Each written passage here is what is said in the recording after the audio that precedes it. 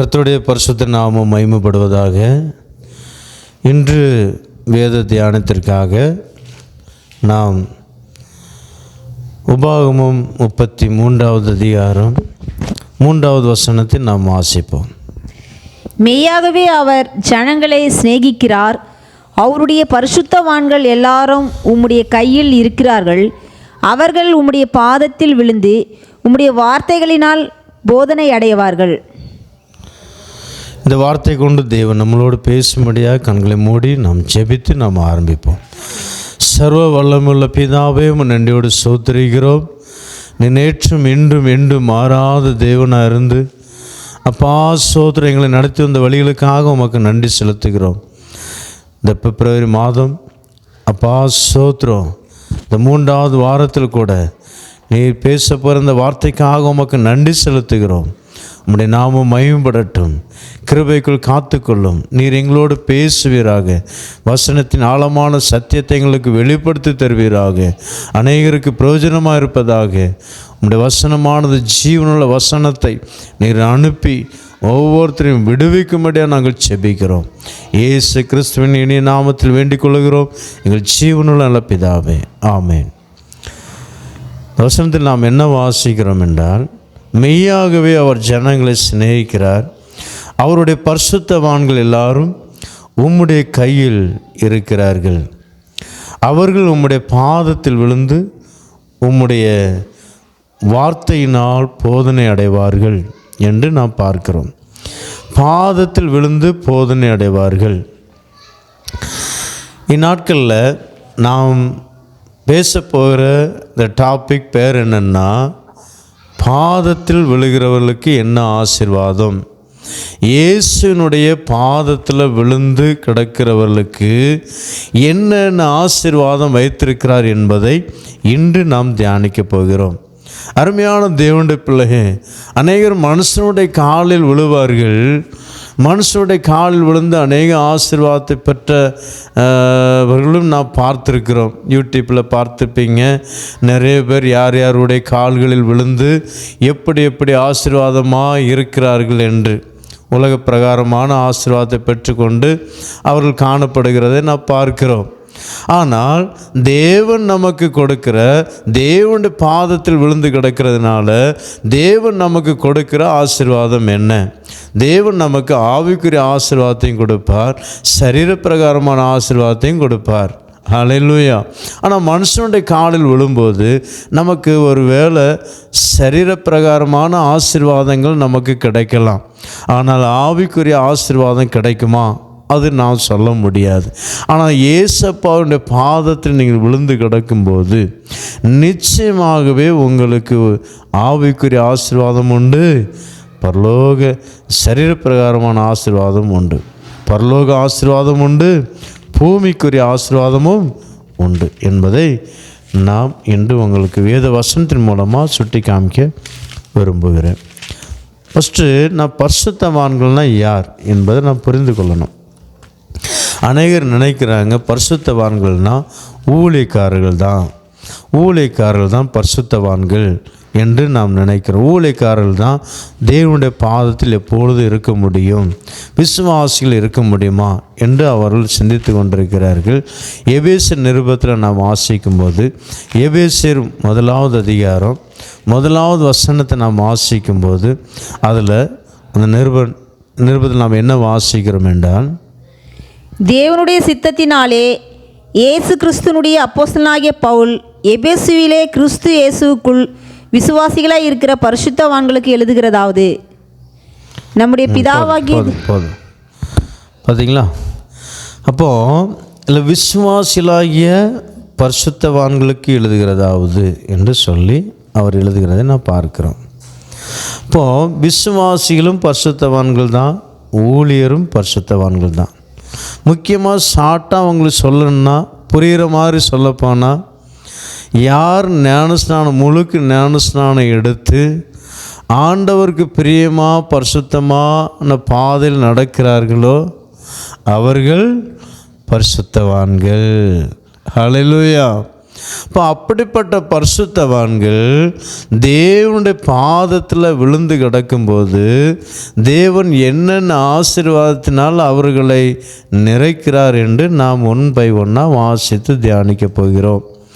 முதலாவது ராஜாக்கள், முதலாம் ராஜாக்கள் 18வது அதிகாரம் 42வது வசனத்தை நான் வாசிக்கும்போது, முதலாம் ராஜாக்கள் 18வது அதிகாரம் 42வது வசனத்திலிருந்து நாம் வாசிப்போம்.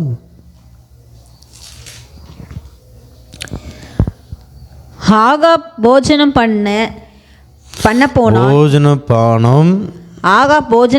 பண்ண போனான். பின்பு எலியா கர்மேல் பர்வதத்தினுடைய சிகரத்தின் மேல் ஏறி தரையிலே பணிந்து தன் முகம் தன் காலில் பட குனிந்து தன் ஊழியக்காரனை நோக்கி, நீ போய் சமுத்திர முகமாய் பார் என்றான்.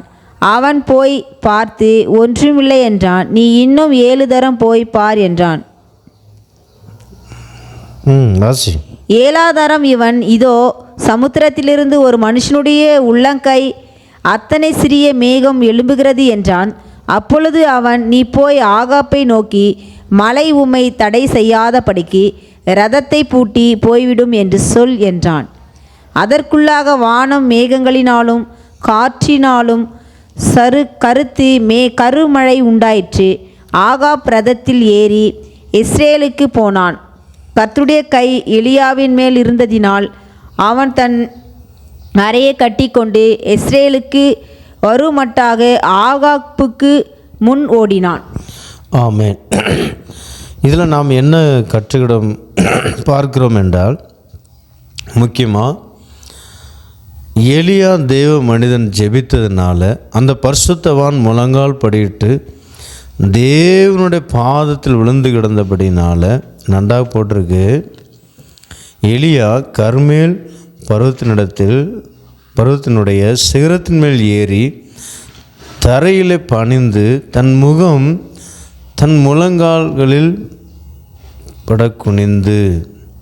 இப்போ தேவனுடைய பாதத்தில் நான் ஜெபம் பண்ணுறது, தேவனுடைய பாதம்னா என்ன, ஃபஸ்ட்டு அதையும் நம்ம புரிந்து கொள்ளணும். தேவனுடைய பாதம், இப்போ ஒரு மனுஷனுடைய பாதம்னா உங்களுக்கு தெரியும், ஒரு மனுஷன் நிற்கிறார், அவருடைய பாதத்தில் நாம் விழலாம். இப்போ அம்மா அப்பாவுடைய பாதத்தில் சிலவர்கள் விழுவார்கள்.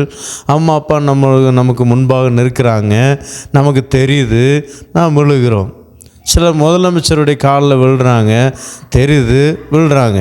இப்போ தேவன் தெரியாத நாம் விசுவாசத்தில் வணங்குகிறோமே, எப்படி அவருடைய பாதத்தில் நாம் விழ முடியும் இல்லையா? அப்படி ஒரு கேள்வி உங்களுக்குள்ளே வரலாம். எப்படி நாம் அவரை இப்போ சிலர் ஒரு இதை வைத்து வணங்குகிறார்கள், அவர்கள் அவருடைய பாதத்தில் விழலாம்.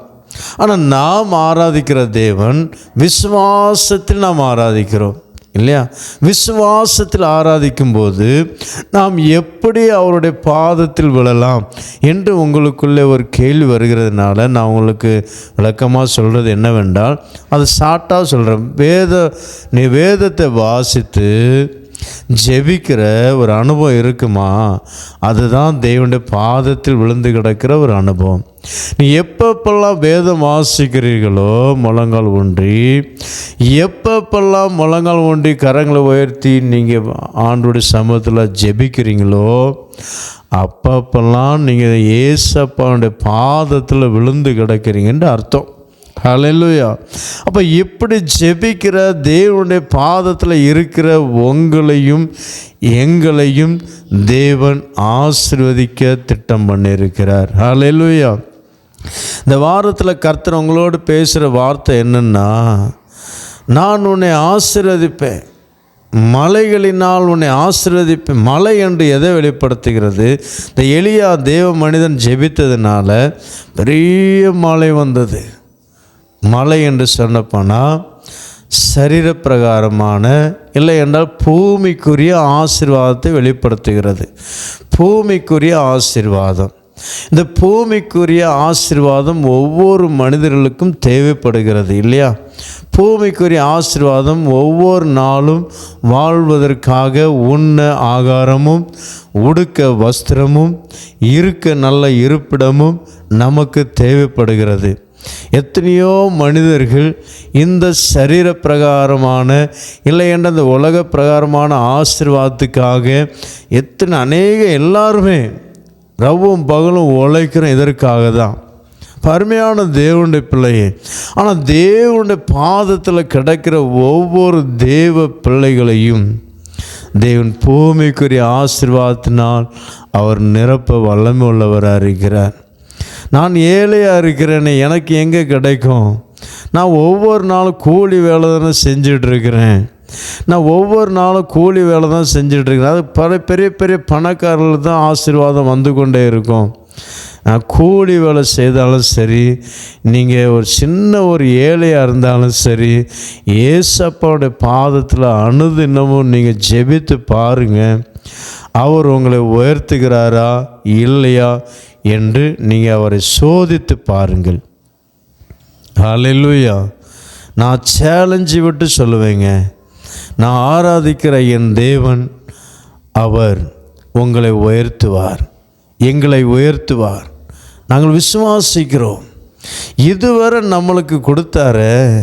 எத்தனை ஜனங்கள் ஆகாரம் இல்லாமல் இருக்கிறாங்க, எத்தனை ஜனங்களுக்கு நல்ல ஒரு வஸ்திரம் உடுக்க முடியாத நிலவரத்தில் இருக்கிறாங்க, எத்தனை ஜனங்கள் இருக்கிற நல்ல ஒரு வீடு வாசல் இல்லாமல் இருக்கிறாங்க, பிளாட்பாரத்தில் தூங்குறாங்க, பஸ் ஸ்டாண்டில் தூங்குறாங்க, ரயில்வே ஸ்டேஷனில் தூங்குறாங்க.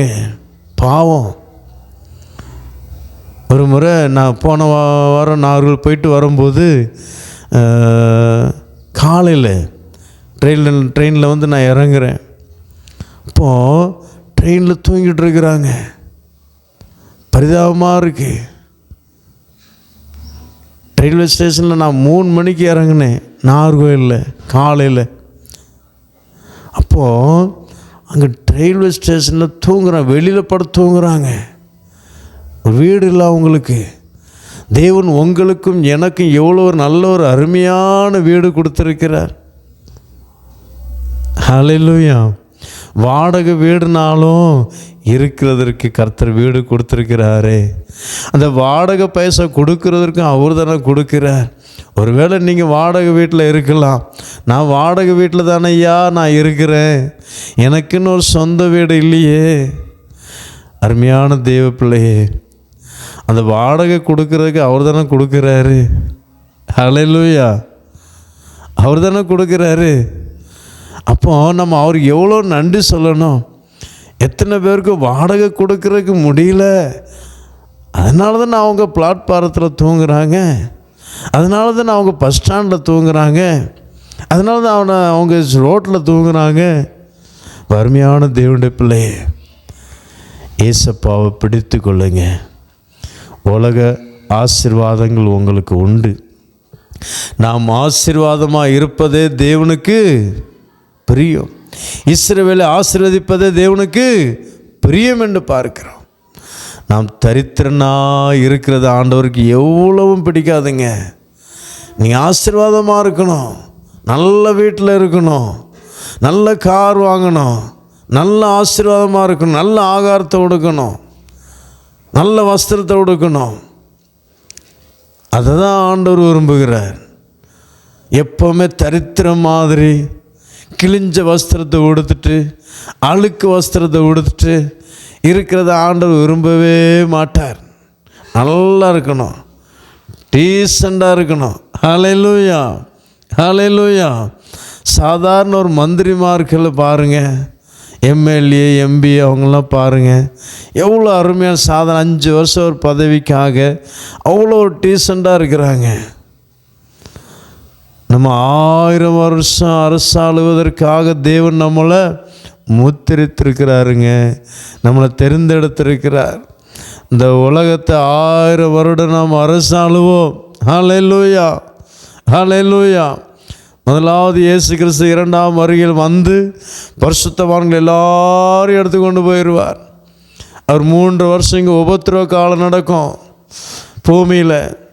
அவர் மகா உபத்திரவ காலம் 3 வருஷம், மொத்தம் 7 வருஷம் பூமியில் உபத்திரவ காலம் நடந்துகிட்ருக்கும். அதுக்கு பிறகு கோகோமாகுன்ற ஒரு யுத்தம் நடக்கும். அந்த யுத்தத்தில் தான் சாத்தான பாதாளத்தில் கட்டி போட்டு விடுவார். பாதாளத்தில் கட்டப்பட்ட பிறகு தான் அதுக்கு பிறகு பூமிக்கு பரிசுத்தவான்கள் வருவார்கள். அப்போதான் ஏசாயாவில் ஒரு வார்த்தை இருக்குது, சின்ன குழந்தை வந்து பாம்பு புத்தில் கை விடுமா, சிங்கம் மாம்சத்தை சாப்பிடாதான் அப்போ வைக்கோல் சாப்பிடுமா. ஹல்லேலூயா. இப்போ சிங்கம் காட்டில் பார்க்குறீங்க, என்ன மான் கிடைக்குதா, பன்னி கிடைக்குதா, ஏதாவது மிருகம் கிடைக்குதா, அந்த மாம்சத்தை சாப்பிடுவதற்காக அங்கும் இங்கும் ஓடி திரிகிறதை நாம் பார்க்கிறோம். ஆனால் ஒரு நாள் வரும், அந்த நாள் சிங்கங்கள் புல் மேயுங்க, மாடுகளைப் போல புல் மேயும். ஹல்லேலூயா. வசந்த வாசிங்க, ஏசாயா 11வது அதிகாரம். ஏசாயா 11வது அதிகாரத்தில் வாசிக்கும்போது நான் புரிந்து கொள்ள முடியும். இந்த 1000 வருட அரசாட்சி பற்றி தான் இந்த ஏசாயா தீர்க்கதரிசி இங்கே எழுதியிருக்கிறார். அதெல்லாம் ஏன் சொல்கிறேன்னா, நாம் அப்படிப்பட்ட ஒரு ராஜாக்களாக தேவன் நம்மளை அபிஷேகத்திருக்கிறாருங்க. அவன் நாம் ஏன் சாதாரணமானவர்களாக இருக்கணும்? பூமியில் இருக்கும்போது 5 வருஷம் அரசாளுகிறவர்களே ராஜா மாதிரி இருக்கும்போது நாம் ஏன் இருக்கக்கூடாது? கர்த்தர் விரும்புகிறார் நீங்கள் ஆசீர்வாதமாக இருக்கணும்னு. வாசிங்க 11வது அதிகாரம் 6வது வசனத்திலிருந்து. அப்பொழுது ஓனாய் ஆட்டுக்குட்டியோடு தங்கும். பார்த்தீங்களா, ஓனாய் இந்நாட்களில் ஓனாய் என்ன செய்யுது? ஆட்டுக்குட்டி பிடிச்சிட்டு போகுது ஓனாய். ஆனால் அந்நாட்களில் ஆட்டுக்குட்டியோடு தங்குமா. புலி வெள்ளாட்டுக்குட்டியோடு படுத்துக்கொள்ளும். பார்த்தீங்களா, புலி வெள்ளாட்டோட படுத்துக்கொள்ளுமா. கன்றுக்குட்டியும் பாலசிங்கமும் காளையும் ஒருமித்திருக்கும். ஒரு சிறு பையன் அவைகளை நடத்துவான். பசுவும் கரடியும் கூடி மேயும். அவைகளின் குட்டிகள் ஒருமித்து படுத்துக்கொள்ளும். சிங்கம் மாட்டை போல் வைக்கோல் தின்னும். போதும். ஹல்லேலூயா, ஹல்லேலூயா. பார்த்தீங்களா, நான் சொன்ன வார்த்தையில் இருக்குதாங்க. சிங்கம் மாட்டை போல் வைக்கோல் தின்னுமா. ஆனால் இப்போ என்னது சாப்பிடுது? இப்போ மாம்சத்துக்காக அங்கு இங்குமா அலையுது. ஆனால் 1000 வருட அரசாட்சியில் அது மாட்டை போல் வைக்கோல் தின்னும். ஹல்லேலூயா. நான் இதெல்லாம் ஏன் சொல்கிறேன்னா, நம்ம அரசாளுகிறதற்காக அழைக்கப்பட்டிருக்கிறோம். அருமையான தேவனுடைய பிள்ளையே, இந்த பூமியில் கர்த்தர் உங்களுக்கு ஒரு ஆசீர்வாதம், நமக்கு ஒரு ஆசீர்வாதம் வைத்திருக்கிறார். அநேக குடும்பங்களில் நாம் கஷ்டம்தான் படணுமா? வாழ்நாள் முழுவதும் இப்படி தரித்திரத்தில் தான் இருக்கணுமா? வாழ்நாள் முழுவதும் கடன் வாங்கி தான் ஜீவிக்கணுமா? நான் மறிக்கும் முன்னாடி என் கடனை அடைக்க முடியாதா? என் பிள்ளைகளுக்கு நான் கடன் வைத்து தான் நான் சாவேனா? அப்படி என்று ஏங்கி கொண்டிருக்கிற என்னுடைய அருமையான தேவனுடைய பிள்ளையே, கர்த்தர் உங்களை ஆசீர்வதிக்க அவர் விரும்புகிறார். தேவனுடைய பாதத்தில் உட்காருங்க. மழை என்று சொன்னால் தேவனுடைய பூமிக்குரிய ஆசீர்வாதம். திருநெல்வேலி மாவட்டம், தூத்துக்குடி மாவட்டத்தில் உங்களுக்கு தெரியும், டிசம்பர் மாதத்தில் எவ்வளோ மழை இல்லையா? டிசம்பர் மாதம் எவ்வளோ மழை இல்லாமல் அந்த மாநிலம் பயங்கரமான வறட்சியாக காணப்பட்டது. பல வருஷமாக மழை இல்லாதனால விவசாயிகளுக்கு தோட்டத்தில் தண்ணி இல்லாமல், கிணறுல போர்வெல்லில் தண்ணி இல்லாமல் விவசாயிகள்லாம் தற்கொலை பண்ண வேண்டும் என்ற தீர்மானத்தோடு இருந்த சில விசுவாசிங்க இந்த மழையை பார்த்து சந்தோஷத்தோடு பார்ட்டி வச்சு கொண்டாடினாங்களாம். அவங்கள ஒரு விசுவாசி எனக்கு சொன்னாங்க. விவசாயி தான் விசுவாசின்னு சொல்லிகிட்டு இருக்கிறேன். ஹல்லேலூயா. அவங்கள விவசாயிகளுக்கு தோட்டத்தில் தண்ணி பாய்ப்பதற்காக கிணத்துல தண்ணி இல்லாதனால, போர்வெல்லில் தண்ணி இல்லாதனால தற்கொலை செய்து செத்துடலாம். ஏன்னா நிறைய லட்சமாக போட்டிருக்கிறாங்க. போட்டும் ஒன்றும் இல்லைன்னா என்ன செய்வது? வேறு வழி இல்லையே. கடன் வாங்குகிறோம், நம்மகிட்ட தானே வருவாங்க.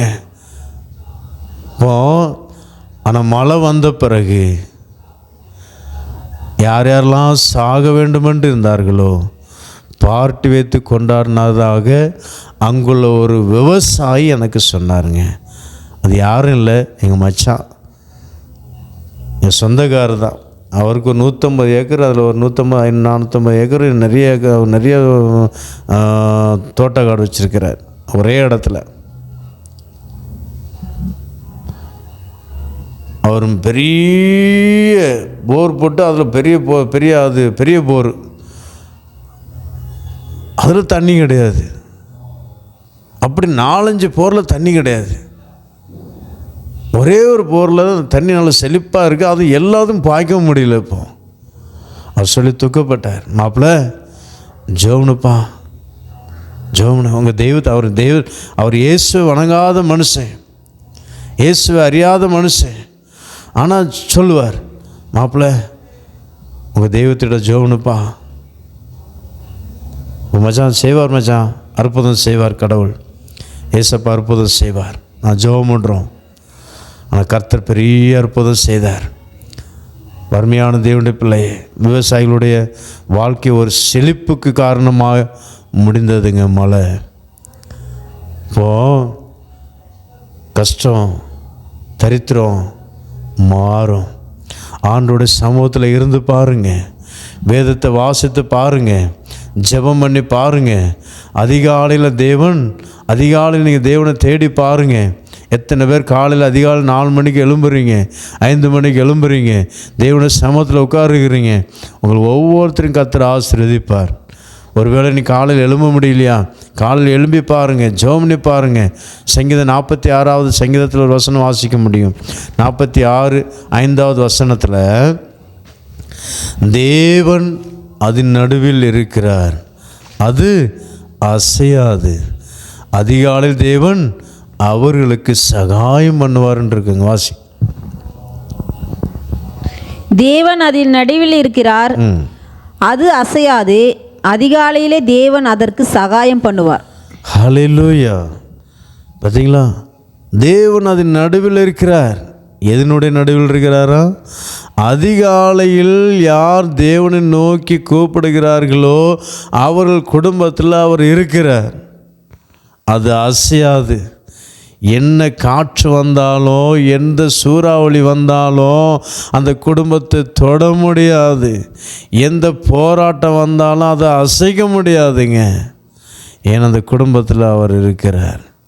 ஏன்னா அதிகாலையில் தேவன் அவர்களுக்கு சகாயம் பண்ணுகிறார். நீ அதிகாலையில் தேடுகிறவன் என்னை கண்டடைவான். நீதிமொழிகள் ஒரு வசனம் உண்டு, அதிகாலையில் தேடுகிறவன் என்னை கண்டடைவான். அப்போ அதிகாலையில் தான் தேவன் அவர்களுக்கு சகாயம் பண்ணுகிறார். நீ அதிகாலை தேவனுடைய சமூகத்தில் வரும்போது தேவன் வசனவாசி, என்னை சிநேகிக்கிறவர்களை நான் சிநேகிக்கிறேன். எத்தனை அதிகாரம்? நீதிமொழிகள் 8:17. நீதிமொழிகள் 8:17. என்னை சிநேகிக்கிறவர்களை நான் சிநேகிக்கிறேன், என்னை சிநேகிக்கிறவர்களை நான் சிநேகிக்கிறேன். அதிகாலையில் என்னை தேடுகிறவர்கள் என்னை கண்டடைவார்கள். அதிகாலையில் என்னை தேடுகிறவர்கள் கண்டடைவார்கள். இப்போ அதிகாலையில் நீங்கள் தேடுவீங்கன்னா நீங்கள் அவர் பார்க்க முடியும். அவர் உங்கள் குடும்பத்தில் நிற்பார். அதான் சொல்லப்பட்டிருக்கு சங்கீதம் 46:5. தேவன் அது நடுவில் இருக்கிறார், அது அசையாது. எந்த குடும்பம் அதிகாலையில் எழும்பி தேவனை தேடுகிற பழக்கம் உண்டோ அந்த குடும்பத்தில் மத்தியில் அவர் இருப்பார். அந்த நாள் முழுவதும் என்ன பிரச்சனை, எந்த சூறாவளி, என்ன போராட்டம், பிசாசு உங்களை அழிக்க கொண்டு வந்தாலும் அந்த உங்களை அசைக்கவே முடியாதுங்க. ஹல்லேலூயா, ஹல்லேலூயா. அசைக்கவே முடியாது. ஏன்னா 2வது வார்த்தை, தேவன் அது மாத்திரம் இல்லை, தேவன் சகாயம் பண்ணி கொண்டே இருப்பாராம். சகாயம் பண்ணி கொண்டே இருப்பார். அது நாங்கள் ஆண்டோடைய சமூகத்தில் நாங்கள் இருக்கிறதுனால அவருடைய சகாயத்தை நாங்கள் பெற்றுக்கொண்டே இருக்கிறோம். எங்களுக்கு விரோதமாக கூட எத்தனையோ சோதனைகள், எத்தனையோ போராட்டங்கள், எத்தனையோ சூறாவளிகள் அழிக்கும்படியா, நிர்மூலமாக்கும்படியா, விரட்டும்படியா ஆனால் அசைக்க முடியல எங்களை. ஹல்லேலூயா. காரணம் அதிகாலை ஜெபம். ஹல்லேலூயா. காரணம் அதன் நடுவில் அவர் வாசம் பண்ணுகிறார். எங்கள் நடுவில் அவர் இருக்கிறதுனால எந்த பிசாசு உள்ள வந்து கிரியை செய்தாலும் அசைச்சு பார்த்தாலும் நாங்கள் அசைக்கப்படுவதில்லை. ஹல்லேலூயா. இந்த சங்கீதத்தில் ஒரு வசனம் உண்டு, இன்னொரு வசனம் உண்டு. 121 சங்கீதம் நினைக்கிறேன், 127 28 ஒரு வசனம் உண்டு. அந்த சங்கீதம்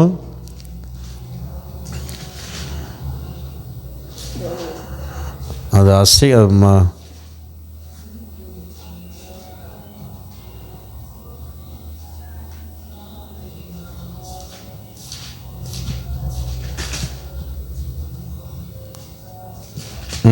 125வது சங்கீதம் 1. கர்த்தரை நம்புகிறவர்கள் என்றென்றைக்கும் அசையாமல் நிலைத்திருக்கும் சீயோன் பர்வதத்தை போல இருப்பார்கள். ஹல்லேலூயா. பார்த்தீங்களா? கர்த்தரை நம்பி இருக்கிறவர்கள் என்றென்றைக்கும் அசையாமல் நிலைத்திருக்கும் சீயோன் பர்வதத்தை போல் இருப்பார்கள். ஹல்லேலூயா. அப்போ கர்த்தரை நம்புகிறவர்கள் என்ன செய்வாங்கன்னா, அதிகாலையில் எழும்புவாங்க. அதிகாலையில் எழும்பி ஆண்டோடைய சமூகத்தில் உட்கார்ந்துருப்பாங்க. சோதரம் சோதரம் சோதரன் சொல்லுவாங்க. ஹல்லேலூயா. அந்த குடும்பம் அசைக்கவே படாது, அசைக்க முடியாது. எந்த பிசாசு நினைச்சா அசைக்க முடியாது. ஹல்லேலூயா. இயேசு கூட மத்திய 7வது அதிகாரத்தில் சொல்லியிருப்பார், கண்மலையின் மேல் கட்டப்பட்ட வீடு காற்றோ மழையோ வெள்ளமோ எது வந்தாலும் சரி அசைக்கவே முடியாது. ஹல்லேலூயா. பருமையான தேவனுடைய பிள்ளையே, கர்த்தர் உங்களை ஆசீர்வதிக்க அவர் திட்டம் பண்ணியிருக்கிறாருங்க. கர்த்தர் நம்மளை ஆசீர்வதிக்க திட்டம் பண்ணியிருக்கிறார். நிச்சயமாக அவங்களுடைய தரித்திர நிலவரம் மாறும். அவருடைய சமூகத்தில் உட்கார்ந்து பாருங்கள். அவர் நிச்சயமாகவே உங்களை ஆசீர்வதிப்பார். இரண்டாவது ஆசீர்வாதத்தை நாம் வாசிப்போம். ஃபஸ்ட்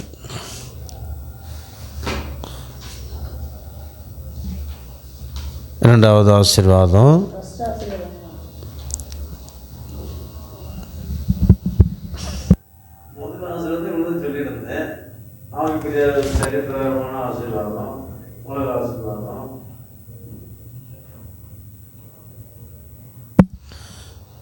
வாசிங்க.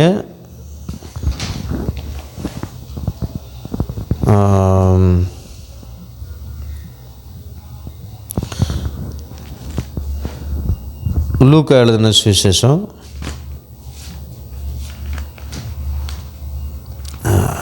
அதற்கு முன்னதாக மத்தேயு 15வது அதிகாரம் 30வது வசனம் வாசிப்போம்.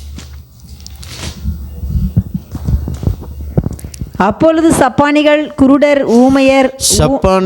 குருடர்கள் ஊமையர்கள் ஊனர் முதலிய அநேகரை திரளான ஜனங்கள் அநேக வியாதிஸ்தர்கள் இயேசுவினிடத்தில் வந்து அவர்களை அவர் பாதத்திலே வைத்தார்கள்.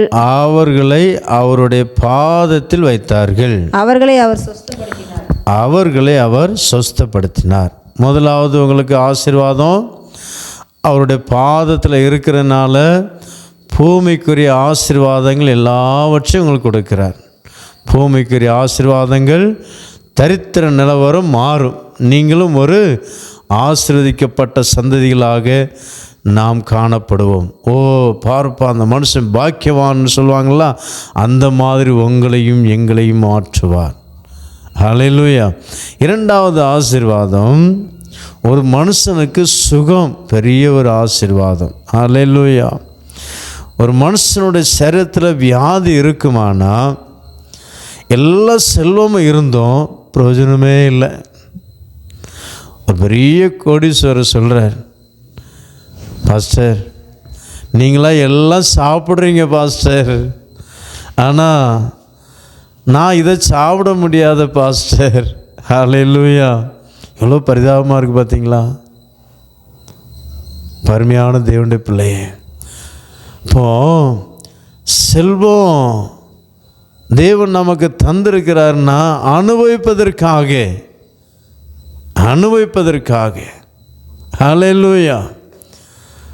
இப்போ அதனால தான் நீதிமொழிகளோட இன்னொரு வசனம் உண்டு, தேவனுடைய ஆசீர்வாதம் ஐஸ்வர்யத்தை தரும், அதனோட அவர் வேதனையை கூட்டார். ஹல்லேலூயா. தேவனுடைய ஆசீர்வாதம், பூமிக்குரிய ஆசீர்வாதம் என்ன தருமா? ஐஸ்வர்யத்தை தரும். நிச்சயமா நீங்கள் அவருடைய பாதத்தில் இருப்பீங்கன்னா நிச்சயமாக ஐஸ்வர்யம் தரும். அதான் பூமிக்குரிய ஆசீர்வாதம். ஆனால் வேதனையை அவர் கூட்டார். நிறைய குடும்பங்களில் பிரஜாதி மனுஷர், தேவனை அறியாத குடும்பங்களில் பாருங்கள், சில கிறிஸ்தவங்களாக இருக்கிறாங்க, பரம்பரையாக அவங்க அப்பா அம்மா பாவம் தியாகமாக கஷ்டப்பட்டு உழைத்து சம்பாத்தியம் பண்ணி சேர்த்து வைத்த இந்த பொக்கிஷம் நிறையா பெரிய கோடீஸ்வரெலாம் இருக்கிறாங்க. அவங்க குடும்பங்கள்லாம் பார்க்கும்போது பலவிதமான வியாதி, அந்த வியாதினால் எப்படி இருக்கிறாங்க? சில நல்ல ஆகாரத்தை புசிக்க முடியல, கேக்கு சாப்பிட முடியல, நல்ல பழம் சாப்பிட முடியல. பழம் சாப்பிடுங்க பிரதர் அப்படி சொன்னால் எனக்கு சுகர் அதிகமாகிரும் பாஸ்டர். கொஞ்சம் உரப்பு போட்டு சாப்பிட்டு பாருங்கள், கொஞ்சம் டேஸ்ட் எப்படி இருக்கும் பாருங்கள், எனக்கு பிபி அதிகமாகிரும் பாஸ்டர். ஏன்? அருமையான தேவனுடைய பிள்ளை, கர்த்தர் நமக்கு நல்ல சுவையான ஆகாரம், நல்ல ஆகாரத்தை நல்லா சாப்பிட்றது தான் தேவன் நமக்கு செழிப்பு கொடுத்துருக்கிறார், செல்வாக்கு கொடுத்துருக்கிறார். வேதனை கூட்டுவதற்காக அல்ல. தேவனுடைய ஆசீர்வாதம் வேதனையை தராது. ஹல்லேலூயா. அப்போ கர்த்தர் உங்களுக்கு, கர்த்தருடைய சமூகத்தில் இருக்கிறவங்கள தேவன் என்ன செய்கிறாருன்னா, என்ன வியாதியாக இருந்தாலும் சரி அவர் நிச்சயமாக சுகமாக்குவார்.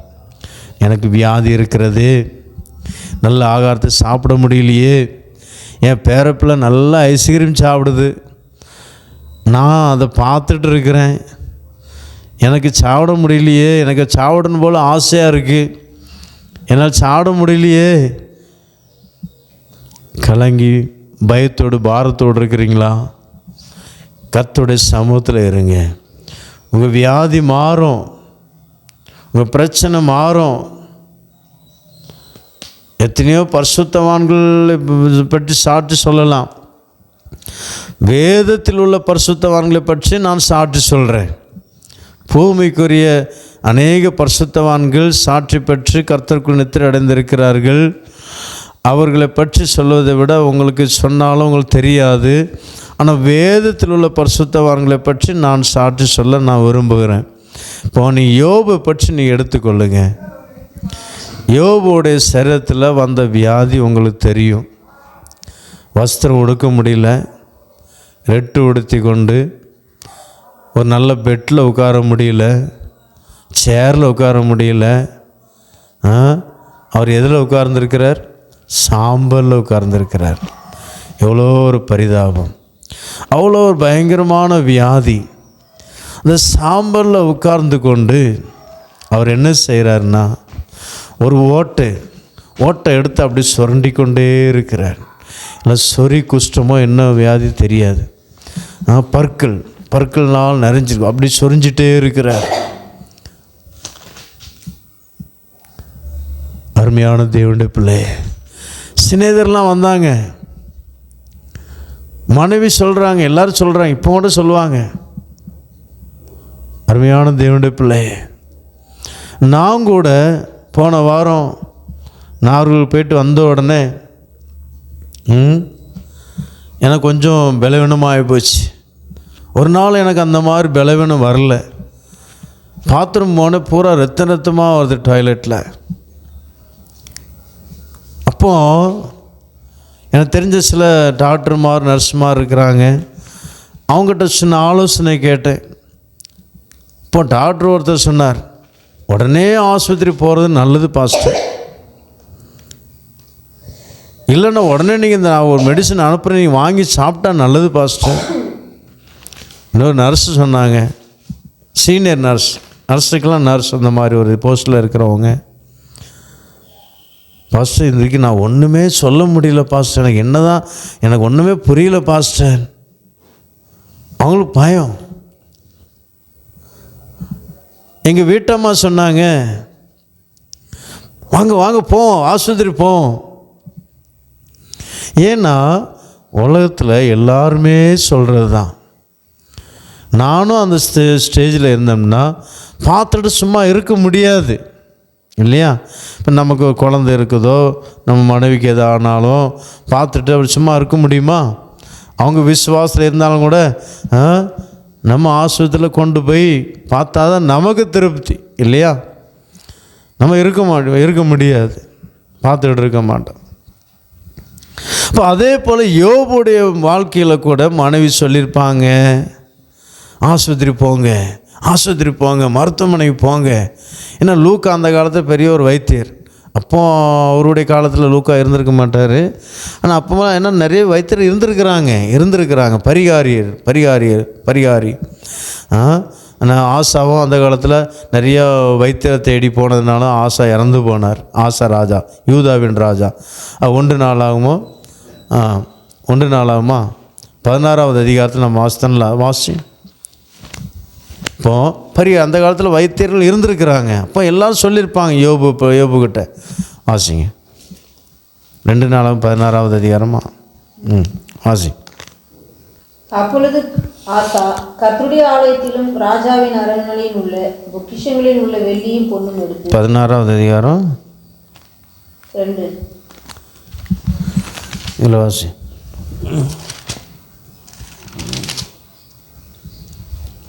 ஆசா அரசாண்ட 39ஆம் வருஷத்திலே தன் கால்களில் வியாதி கண்டு அவன் நோவு மிகவும் உக்கிரமாயிருந்தது. அவன் தன் வியாதியிலும் கர்த்தரை அல்ல பரிகாரிகளே தேடினான். பார்த்தீங்களா? அப்போ இதில் என்ன சொல்லப்பட்டிருக்குன்னா, அப்போ நான் இதை பற்றி உங்களுக்கு விளக்கமாக சொல்ல விரும்பலை. ஆனால் அப்போ பரிகாரி இருந்திருக்கிறாங்க. பரிகாரினா வைத்தியர் பரிகாரி இருந்திருக்காங்க. இப்போ ஆசா கர்த்தரை தேடாமல் பரிகாரியை தேட போனான்னு பார்க்குறோம். ஆசாவுடைய டாபிக் வேறு. ஆசாவுக்கு தேவன் எவ்வளோ நன்மை செய்திருக்கிறார். அந்த 14வது அதிகாரம் 15வது அதிகாரம் 16வது வசனத்தை நீ வாசிக்கும்போது உங்களுக்கு புரியும். ஒரு முறை 9 லட்சம் ஜனங்கள் இவருக்கு எதிராக வராங்க. யூதா ஜனங்களும் பென்யமின் ஜனங்களும் மொத்தமே 3 லட்சம் பேர் தான்.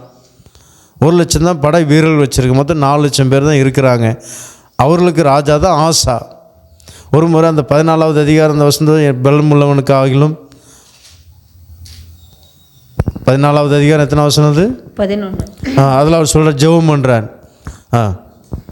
ஆசா தன் தேவனாகிய கர்த்தரை நோக்கி கூப்பிட்டு, கர்த்தாவே, பலமுள்ளவனுக்காகிலும் பலனற்றவனுக்காகிலும் உதவி செய்கிறது உமக்கு லேசான காரியம். எங்கள் தேவனாகிய கர்த்தாவே, எங்களுக்கு துணை நில்லும். உம்மை சார்ந்து உம்முடைய நாமத்தில் ஏராளமான இந்த கூட்டத்திற்கு எதிராக வந்தோம். கர்த்தாவே, நீர் எங்கள் தேவன், மனுஷன் உம்மை மேற்கொள்ள விடாதேயும் என்றான். ஆமென். அப்போ இந்த ஜெபத்தில் இதில் என்ன சொல்கிறாருன்னா, இப்போ ஏராளமான ஜனங்க வந்திருக்கிறாங்க, எங்கிட்ட கொஞ்சம் பேர் தான் இருக்கிறாங்க. அவங்கள்ட்ட எதிர்த்து போராடங்களால் முடியல. நீங்கள் எங்களுக்கு உதவி பண்ணுங்கப்பா அப்படின்னு கர்த்தரை தேடி வந்திருக்கிறார் ஆசராஜா. அப்போ ஆனால் கீழே எல்லாம் வாசித்து ஒன்றா விளக்கமாக சொல்ல முடியல, நேரம் இல்லை. ஆனால் கீழே எல்லாம் வாசிக்கும் போது கர்த்தர் அந்த ஆசா உடைய ஜனங்களுக்கு சார்பாக நின்று யுத்தம் பண்ணி ஜெயத்தை கொடுத்தார். ஹல்லேலூயா. ஆனால் அப்படி ஜெயத்தை பெற்ற அந்த ஆசா தேவனை மறந்து மறுபடியும் ஒரு யுத்தம் நடக்குது. மறுபடியும் சில ஜனங்க யுத்தத்துக்கு வராங்க. அந்த 16வது அதிகாரத்தில் வாசிக்கும்போது உங்களுக்கு தெரியும் ஃபுல்லாக. இப்போ அந்த நேரத்தில் சீரிய ராஜாவாகிய பெனாத்தாத்தோடு அவன் ஐக்கியமாகி தேவனுடைய ஆலயத்தில் உள்ள சில பொக்கிஷம் பொண்ணுன்னு எல்லாம் கொஞ்சம் லஞ்சமாக கொடுத்து, நீர் என்னோடு கூட ஐக்கியமாக எனக்கு விரோதமாக இருக்கிற சத்ருவோடு நீங்கள் போராடி எனக்கு ஜெயத்தை வாங்கி கொடுங்க அப்படின்னு சொல்கிறார். அப்போ அந்த சீரிய ராஜா சரி ஓகே நான் வாரேன். அப்போ அவருடைய படை வீரர்களெல்லாம் இவர்களோடு சேர்ந்து போராடி இவர்களுக்கு ஜெயத்தை கொடுக்குறாங்க. அதுக்கு பிறகு தான் ஆண்டோடைய வார்த்தை மூலமாக வெளிப்பட்டு அவர் வியாதிப்பட்டதுனால, அப்போ அதுக்கு பிறகு இனிமேல் நம்ம கர்த்தரை தேட முடியாது, இந்த வியாதி கர்த்தரால் வந்த வியாதி அவர் உணர்ந்துட்டார். இது கர்த்தரை தேட போனாலும் அவர் எனக்கு சுகமாக்க மாட்டார், தெரிஞ்சு போச்சு. ஏன்னா பழைய காலத்தில் பல்லுக்கு பல் தான். ஆனாலும் மன்னிச்சார். இஸ்ரவேல் ஜனங்க எவ்வளோ பாவம் பண்ணாங்க. மறுபடியும் ஆண்டோட சமூகத்தில் வரும்போது அது ஒரு டாபிக். வரும்போது ஆண்டு மனம் இறங்குவார், மறுபடியும் ஏற்றுக்கொள்வார், மறுபடியும் சத்துருடைய கரத்தில் ஒப்பு கொடுப்பார். ஆண்டவரே எங்களை மன்னிய அப்படிம்பாங்க. மறுபடியும் அவர்களை அந்த சத்துருடைய கரத்திலேருந்து மீட்படியாக ஏதாவது ஒரு தீர்க்கதரிசி எழுப்புவார். நியாயாதிபதிகளை பார்க்கும்போது அது ஒரு சம்பவம். ஆனால் அந்த ஆசை செய்த தப்பு பெரிய ஒரு தேவனுடைய ஆலயத்தில் உள்ள பொக்கிஷத்தை எடுத்து, தங்கத்தையும் வெள்ளியும் எடுத்து அந்த பொல்லாத மனுஷனை கொண்டு லஞ்சம் மாதிரி கொடுத்து, நீ எங்கூட வா. பருமையான தேவனுடைய பிள்ளை இந்த பாவத்தை மன்னிக்க முடியாது. பருமையான தேவனுடைய பிள்ளை. இப்போ இதே போல் நான் இதை ஏன் சொன்னேன்னா, அப்போ அந்த காலத்தில் வைத்தியர்கள் இருந்திருக்கிறாங்க. யோபு வைத்தியர்கிட்ட போகலை. அதை நான் சொல்ல வரேன். யோபு வைத்தியர்கிட்ட போகலை. அது வாசிக்கும் போது தெரியும். யோபு 13வது அதிகாரம், யோபு 13வது அதிகாரம் 4வது வசனத்தில் நீங்கள் வாசிக்கும்போது உங்களுக்கு நீங்கள் புரிந்து கொள்ளுவீங்க. யோபு நிறைய பேர் என்ன சொன்னாங்கன்னா, சொந்தங்கள் பந்தங்கள் அவங்களுடைய ஃப்ரெண்ட்ஸு எல்லாருமே என்ன சொல்கிறாங்கன்னா, ஆஸ்பத்திரி போங்க. அதெல்லாம் இப்போல்லாம் எழுதலை. ஆனால் அவர் ஒரு வார்த்தை சொல்கிறத பற்றி நான் புரிந்து கொள்ள முடியும். வாசி.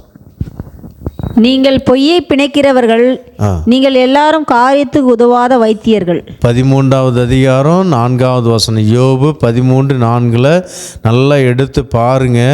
அதில் நல்ல அருமையாக எழுதப்பட்டிருக்கு. நீங்கள் பொய்யை பிணைக்கிறவர்கள், காரியத்துக்கு உதவாத வைத்தியர்கள் என்று அதில் அவர் சொல்கிறாருங்க. அருமையான தேவனுடைய பிள்ளையே, இப்போ அவர் தேவனுடைய பாதத்தில் இருந்தால் எனக்கு விடுதலை கிடைக்கும். அவருக்கு ஒரு நம்பிக்கை. அவருடைய பாதத்தில் இருந்தால் எனக்கு விடுதலை கிடைக்கும்.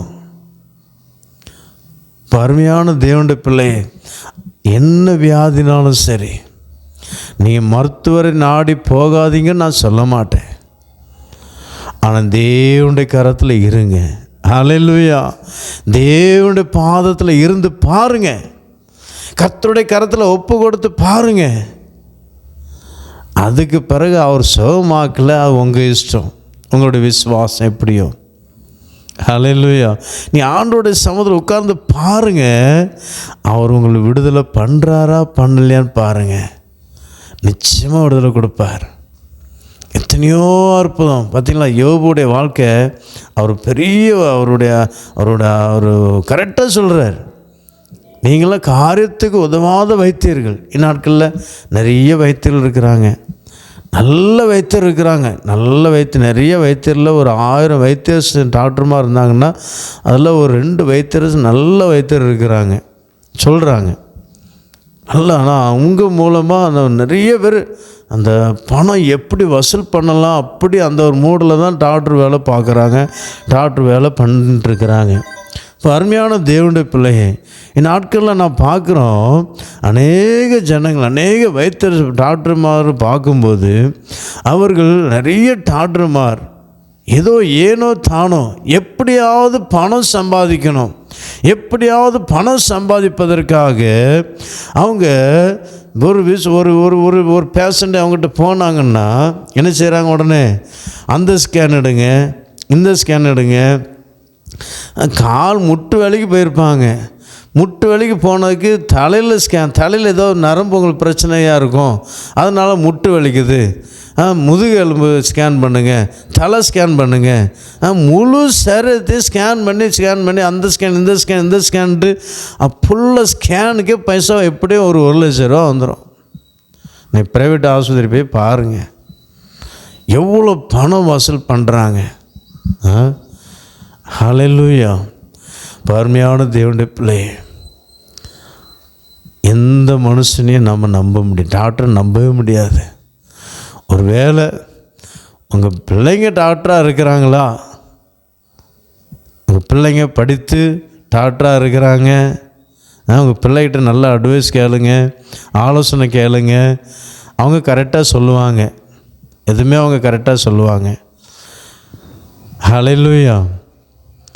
அருமையான தேவனுடைய பிள்ளையே, இன்னொரு விஷயம் நான் என்ன சொல்ல வரேன்னா, டாக்டர் உங்களுக்கு கேரண்டி தர முடியுமா? ஆனால் தேவனாவது கேரண்டி கொடுப்பார். அவர் சொன்னால் செய்வார். நீ ஆண்டோட சமூகத்தில் உட்கார்ந்து ஜெபிக்கும் போது உங்களோடு பேசுவார். மகனே மகளே, நான் வியாதி நான் சுகமாக்குவேன் அப்படிம்பார். உன் சரீரத்தில் இந்த பிரச்சனை நான் அதை ஆப்ரேஷன் பண்ணி நான் எடுக்கணுமா, நான் எடுப்பேன். எத்தனையோ பேர் தரிசனத்தின் மூலமாக எத்தனை பேர் சாட்சி சொல்லியிருக்கிறாங்க. சிலருடைய ஒரு ஸ்திரீ ஒரு சகோதரியுடைய வயிற்றில் கட்டி கர்ப்பப்பையில். அப்போ அது பணம், அது அவங்களுக்கு கையில் பணம் இல்லை ஆப்ரேஷன் பண்ணுவதற்கு. இப்போ ஆண்டவர் நான் உண்மைதாப்பா நம்பியிருக்கிறேன், என்ன செய்வது, எனக்கு ஒன்றுமே புரியல. அதிகமாக தேவனுடைய சமூகத்தில் இருந்து ஜெபிச்சிருக்கிறாங்க. நைட்டு அவங்க தூங்கும்போது ஒரு தரிசனம் பார்க்குறாங்க.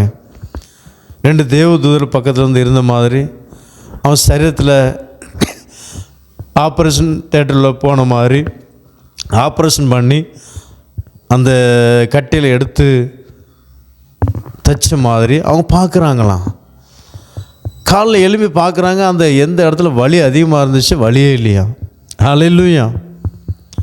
கர்த்தர் செய்ய முடியும். ஹல்லேலூயா.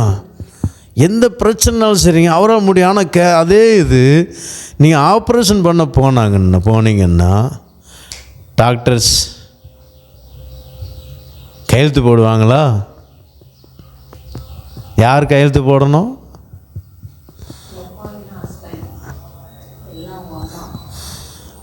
நீங்கள் கையெழுத்து போடணும். உங்கள் சொந்தங்கள் வந்து நீங்கள் கையெழுத்து போடணும். ஏன் கையெழுத்து வாங்குறாங்க? டாக்டருக்கே ஒரு கேரண்டி கொடுக்க முடியாதுங்க. டாக்டரை சொல்ல முடியாதுங்க, நான் ஆப்ரேஷன் பண்ணாமல் உயிர் போச்சுன்னா நான் என் பொறுப்பு இல்லை, உங்கள் பொறுப்பு தான் அப்படின்னு கையெழுத்து வாங்குறாங்க. ஆப்ரேஷன் பண்ணும்போது ஒரு வேளை உங்கள் உறவினருக்கு அவங்க உயிர் போயிடுச்சு, நீங்கள் என்கிட்ட எதுவும் கேட்கக்கூடாது, என்கிட்ட எதுவுமே கேட்கக்கூடாது. அதுக்கு தான் கையெழுத்து வாங்குறாங்க. 2 பேர்கிட்ட கையெழுத்து வாங்குவாங்களாம். அருமையான தேவனுடைய பிள்ளை. இப்போ அவங்களே ஒன்றும் முடியலையே, கேரண்டி கொடுக்க முடியலையே, கையெழுத்து வாங்காமல் ஏதாவது ஆர்டர் பண்ணட்டும். எங்கேயாவது பண்ணுறாங்களா? நான் இதுவரை கேள்விப்பட்டதில்லைங்க. ஹல்லேலூயா. யாரும் பண்ண முடியாது. ஏன்னா இந்த மனுஷ சரீரத்துக்கு அதிகாரி கடவுள் தாங்க. அவருக்கு தான் தெரியும். இந்த நரம்பு இங்கே போய் கிடக்கு, இந்த நரம்பு அங்கே போய் கிடக்கு. மனுஷன் ஆப்ரேஷன் பண்ணாமல் ஏதாவது நரம்பு தவறுதலாக வெட்டுப்பட்டுச்சுன்னா போச்சு, எல்லாமே போச்சு. அதனால தான் அவர் கையெழுத்து வாங்குறாங்க. எல்லா நரம்பை பற்றி எவ்வளோ தான் படிப்பு படித்தாலும், எலும்பை பற்றி எவ்வளோ தான் படிப்பு படித்தாலும் அவங்க ஒன்றும் தெரியாது. ஏன்னா இந்த சரீரத்தை படைத்தவர் அவருங்க, அவருக்கு தான் தெரியும். இப்போ சாம்சங் மொபைல் வாங்குறீங்க, நோக்கியா மொபைல் வாங்குறீங்க, சாம்சங் மொபைல் வாங்குறீங்க, ஆப்பிள் மொபைல் வாங்குறீங்க, ஏதோ உங்களுக்கு பிடித்த கம்பெனி மொபைல் நீங்கள் வாங்குறீங்க. 1 வருஷம் கேரண்டி கொடுக்குறாங்க. 1 வருஷம் கேரண்டி. இந்த 1 வருஷத்துக்குள்ளே சாம்சங் மொபைல் நீங்கள் வாங்கியிருக்கீங்க, அது கேரண்டி ஏதோ பிரச்சனை ஆகி போச்சு. அப்போ நீங்கள் அதை கொண்டு நோக்கியா கேரண்டி ஒன்று கொடுத்தா அவங்க பண்ணுவாங்களா?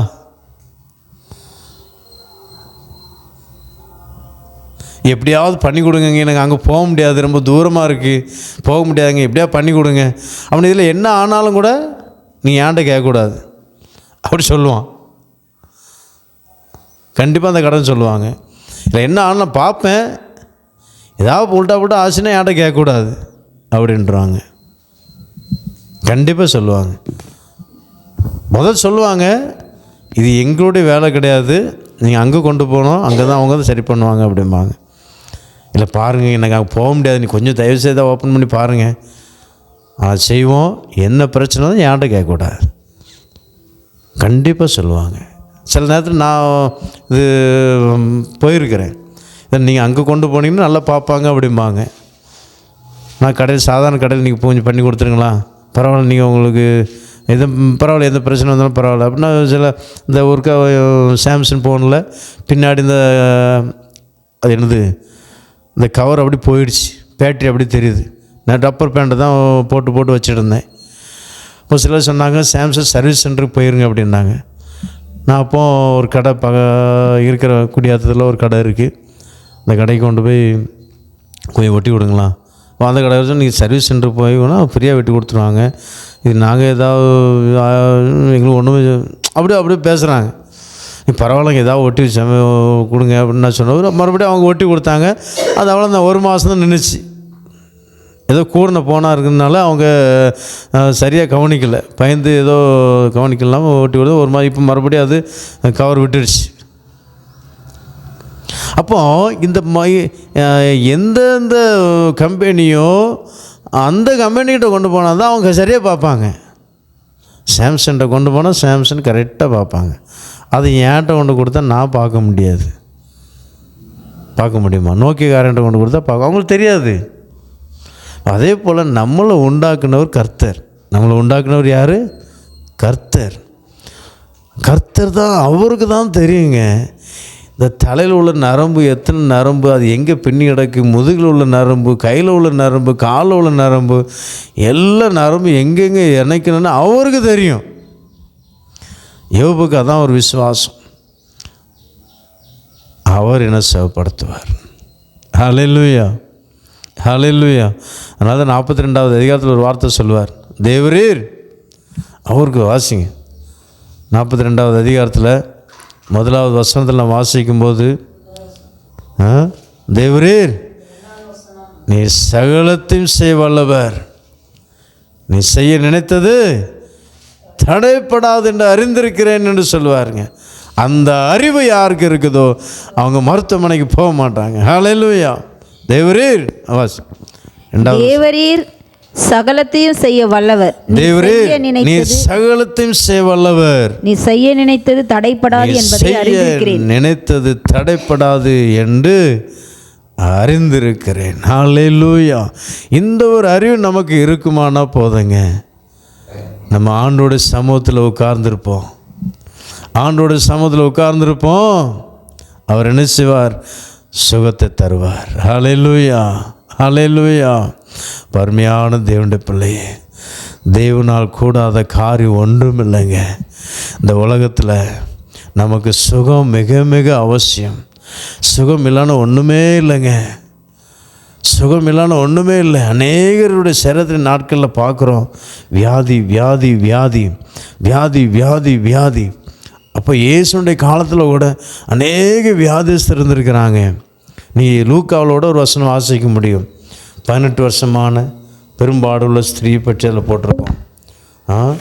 அதை வாசிக்கும்போது அநேக வைத்தியர்களால்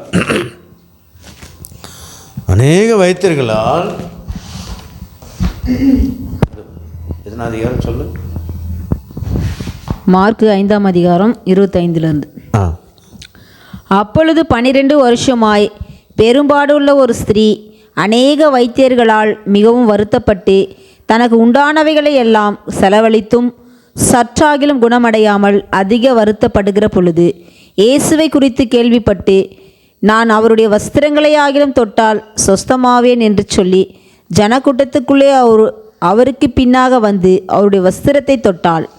உடனே அவளுடைய உதிரத்தின் ஊரல் நின்று போயிற்று. அந்த வேதனை நீங்கி ஆரோக்கியம் அடைந்ததை அவள் தன் சரீரத்தில் உணர்ந்தாள். உடனே இயேசு தம்மிலிருந்து வல்லமை புறப்பட்டதை தமக்குள் அறிந்து ஜனக்கூட்டத்துக்குள்ளே திரும்பி, என் வஸ்திரங்களை தொட்டது யார் என்று கேட்டார். அவருடைய சீஷர்கள் அவரை நோக்கி, திரளான ஜனங்கள் உம்மை நெருக்கி கொண்டிருக்கிறதை நீர் கண்டும் என்னை தொட்டது யார் என்று கேட்டீரே என்றார்கள். இதை செய்தவளை காணும்படிக்கு அவர் சுற்றிலும் பார்த்தார். தன்னிடத்திலே சம்பவித்ததையெல்லாம் அறிந்த அந்த ஸ்திரீயானவள் பயந்து நடுங்கி அவர் முன்பாக வந்து விழுந்து உண்மையெல்லாம் அவருக்கு சொன்னாள். அவர் அவளை பார்த்து, மகளே, உன் விசுவாசம் உன்னை ரட்சித்தது, நீ சமாதானத்துடனே போய் உன் வேதனை நீங்கி சுகமாயிரு என்றார். ஹல்லேலூயா. அப்போ இதில் நம்ம என்ன வாசிக்கிறோம்? இந்த ஸ்திரீ அநேக வைத்தியர்களால் சொல்ல புரியுதுன்னு நினைக்கிறேன். ஒரு வைத்தியர் இல்லை. அந்த சகோதரி ஒரு வீட்டில் இருந்திருக்கிறாங்க. வலது பக்கம் வீட்டார் சொல்கிறாங்க, டேனியல் ஆஸ்பத்திரிக்கு போப்பா, அந்த ஆஸ்பத்திரி அந்த டாக்டர் நல்லா கவனிக்கிறாங்க. உடனே அந்த பெரும்பாடுள்ள ஸ்திரீ அங்கே டேனியல் ஆஸ்பத்திரி போயிருக்கிறாங்க. இதெல்லாம் போடலை, நான் சொல்கிறேன். ஏன்னா அநேக ஆஸ்பத்திரி, இப்போ நம்ம பக்கத்து வீட்டில் இருக்கிறோம், நம்ம வீட்டில் இருக்கிறோம், நமக்கு யாரோ உடம்பு சரியில்லைன்னா நம்ம ஒரு ஆஸ்பத்திரி போவோம், அங்கேயும் சரியாகலை. பக்கத்து வீட்டுக்காரங்களும் தெரியும், அங்கே போயிட்டு வராங்க சரியாகலையே, உடனே பக்கத்து வீட்டுக்காரங்க ஒரு இது சொல்லுவாங்க, நீங்கள் அந்த ஆஸ்பத்திரி போங்க. அந்த மாதிரி இந்த அம்மாவுக்கு அந்த ஆஸ்பத்திரி போங்க அனுப்பிவிட்ருக்காங்க. அங்கே போய் பார்க்குறாங்க, சுகமாகலை. இடது பக்கம் ஒரு வீட்டார், அவங்க இன்னொரு ஆஸ்பத்திரி போங்க அப்படிங்கிறாங்க. அந்த ஆஸ்பத்திரி போங்க, அங்கேயும் போய் பார்த்தாங்க. எல்லா பணமும் செலவழிஞ்சிட்டே தான் இருக்குது ஒழிய சரீரத்தில் சுகம் வந்த பாடில்லை. பணமெல்லாம் போகுது, செல்வம் எல்லாம் போயிட்டுருக்கு, சொத்து எல்லாம் வித்தாச்சு, ஒன்றுமே இல்லை. அந்த சதுரி போய்ட்டு அதான் போட்டு அந்த வசனம் மறுபடியும் அந்த வசனம் ஆஸ்திகள் அது எப்படி போட்டிருக்கு? அநேக வைத்தியர்களால் மிகவும் வருத்தப்பட்டு தனக்கு உண்டானவைகளை எல்லாம் செலவழித்தும் சற்றாகிலும் குணமடையாமல் அதிக வருத்தப்படுகிற பொழுது, தனக்கு உண்டானவைகள் எல்லாவற்றையும் செலவழிச்சாச்சு. உனக்கு என்ன அர்த்தம்? ஒன்றுமே இல்லை. இப்போ அந்த அம்மாவுக்கு சொத்து எல்லாம் வித்தாச்சு, விற்று இப்போ இருக்கிற வீடோட இல்லை, தெருவில் தான் இந்த மாதிரி நிற்கிறாங்க. எல்லாம் வித்தாச்சு, ஒன்றுமே இல்லை, எல்லாம் செலவழிச்சு. எல்லாம் வைத்தியர் கொடுத்தாச்சு. வைத்தியர்கிட்டையும் போனால் இப்படி தான் எல்லாம் செலவழியும். வைத்தியர்கிட்ட போக ஆரம்பித்தாச்சுன்னா எல்லாம் பணம் தான் செலவழியும் ஒழிய நமக்கு சுகம் கிடைக்காது. பணம் செலவழியும். ஆனால் அந்த சகோதரி எல்லாருடைய வார்த்தை கேட்டு, ஏற்ற வீட்டுக்காரங்க ஒன்றும் சொல்ல, பின்னாடி வீட்டில் உள்ளவங்க ஒன்றும் சொல்ல, எல்லா டாக்டரையுமே பார்த்தாச்சு. பணம் செலவழியுது, எல்லாம் செலவழிஞ்சு போச்சு, இனிமேல் செலவழிக்க பணம் இல்லை. இப்போ அந்த வழியை இயேசு வருகிறார் கேள்விப்பட்ட மாத்திரத்தில், இயேசு அநேக சுகம் கொடுக்கிறார் என்று கேள்விப்பட்டிருக்கிறாங்க. இப்போ எனக்கும் சுகம் தருவார் என்ற ஒரு நம்பிக்கையோடு ஒரு விசுவாசத்தோடு தேவனுடைய வஸ்திரத்தை போய் தொட்டிருக்கிறாங்க. அந்த நேரத்தில் விடுதலை. ஹல்லேலூயா! அந்த நேரத்தில் அவங்களுக்கு விடுதலை கிடச்சிருச்சு, அவங்க உணர்ந்துட்டாங்க. ஹல்லேலூயா! பருமையான தேவனுடைய பிள்ளை, விசுவாசத்தோடு தேவனுடைய பாதத்தில் இருந்து பாருங்கள். அவர் உங்களை எப்படி உயர்த்துவார்னு பாருங்கள், எப்படி ஆசீர்வதிப்பார் பாருங்கள், எப்படி உங்களை சுகப்படுத்துவார் பாருங்கள். நீங்கள் அநேகருக்கு சாட்சி சொல்லுவீங்க. அநேகருக்கு சாட்சி சொல்லி தேவனுடைய நாமத்தை மகிமைப்படுத்தும்படியாக கர்த்தர் உங்களை பலப்படுத்துவார், சுகப்படுத்துவார். என் வியாதி மாறலையே, என் வியாதியிலேருந்து ஒரு விடுதலை கிடைக்கலையே, கலங்கி கொண்டிருக்கிறீங்களா? பயப்படாதுங்க, கர்த்தர் ஒரு அற்புதம் செய்வார். கர்த்தர் உங்களுக்கு சுகத்தை தருவார். அவருடைய பாதத்தில் உட்கார்ந்து பாருங்கள். இப்போது கண்களை மூடுவோம், முழங்கால் படியிடுவோம், நாம் ஜெபிப்போம்.